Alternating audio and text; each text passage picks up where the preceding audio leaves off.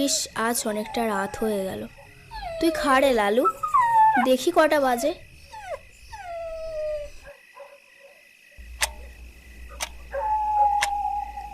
এ বাবা, দেখেছো 11:30 বাজতে চললো। আজ তো ওভারটাইম করতে গিয়ে এতটা দেরি হয়ে যাবে বুঝতেই পারিনি।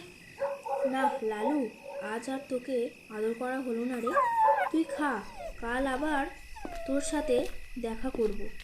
আচ্ছা, বুঝলি লাইফটা একবারে ঝান্ড হয়ে যাচ্ছে। না আছে কোনো মস্তি, না আছে শারীরিক শান্তি, সালা লাইফটা শুকিয়ে গেল রে। আরে বাস, না গুরু, ভগবান তোমার কথা শুনেছে।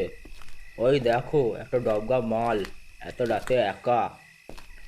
আজ মনে হচ্ছে উপোস থাকতে হবে না, কি বলো? এই রে, কি উঠো ঝামেলায় পড়লাম। আজ তাড়াতাড়ি বাড়ি পৌঁছালেই হয়। হে ভগবান, তুমি রক্ষা করো, আমি যেন তাড়াতাড়ি বাড়ি পৌঁছাতে পারি। বস, পাখিটা তো চলে যাচ্ছে, পাখিটাকে ছেড়ে দেবে নাকি? শিকার যত পালাবে তাকে ধরতে তত বেশি মজা। যা আলি, শালিকে ধর।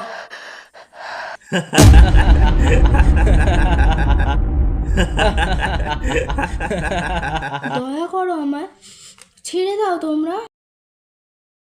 কি মামুনি, এত রাতে একা? তুমি জানো না এত রাতে তোমাদের বাইরে বেরোনো নিষেধ আছে? আমায় ছেড়ে দিন, আমি আপনাদের বোনের মতো, আমার এত বড় ক্ষতি করবেন না। চুপ শালি, চুপ, একদম চুপ। তোকে ছাড়ার জন্য তো তোকে ধরিনি। পচা হাত দুটো চেপে চেপে ধর। আমায় ছেড়ে দিন, আমায় ছেড়ে দিন।